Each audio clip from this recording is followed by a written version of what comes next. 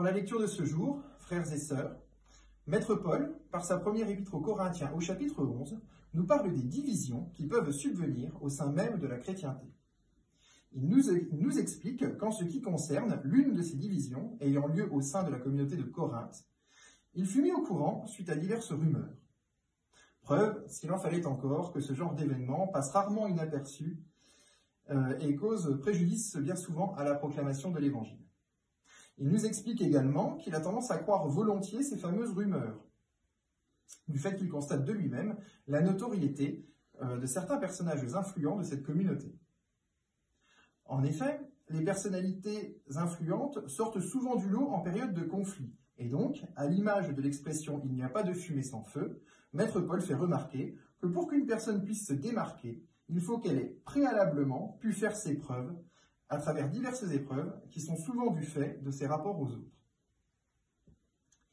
Mais dès lors, ce sont les égos qui s'expriment, et non la parole, ce qui ne manque jamais d'entraîner des iniquités. Ces iniquités se traduisent d'ailleurs ici par un certain égoïsme, lors du repas du Seigneur. Car en lieu et place du moment de partage que constitue cet événement hautement symbolique pour nous chrétiens, on peut assister, en ce temps à Corinthe, nous dit-il, à un regroupement de personnes qui mangent chacune seule de leur côté en apportant leur propre provision. Il nous dit d'ailleurs, si c'est pour tomber en pareil égoïsme, il nous fait remarquer que chacun aurait très bien pu rester chez lui. Il précise également un détail intéressant. Selon lui, celui qui a particulièrement faim peut tout à fait manger chez lui, au préalable, plutôt que d'être individualiste, en présence du reste de la communauté. Cette réflexion de sa part sous-entend également que le repas du Seigneur, en premier lieu, n'est pas tant une occasion de se sustenter qu'une extension de la communion.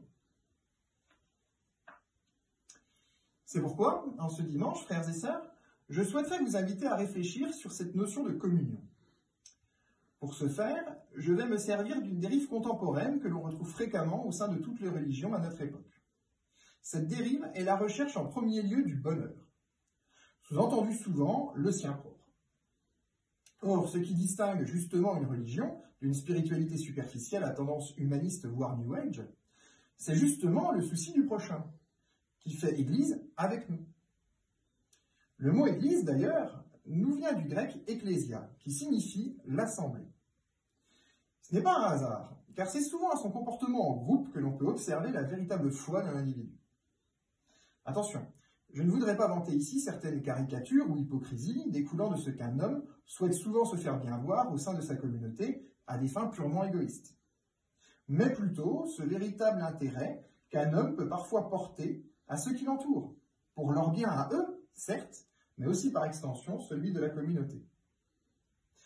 Ainsi, celui qui souhaite le bien des autres prendra le risque d'exprimer ce qui ne va pas, plutôt que d'être consensuel. Car ce qui l'intéresse, c'est le développement d'autrui, pas sa réputation ou l'acceptation que les autres pourraient avoir vis-à-vis de lui. Il faut donc chercher la vérité à travers nos rapports et non notre confort, car au moment de la mort, ce n'est pas nos biens ou notre renommée qui seront évalués, mais bien notre véritable volonté, la bonne, celle qui à Dieu plaît, c'est-à-dire celle de notre esprit, en union à celui de notre Seigneur Jésus-Christ. Amen.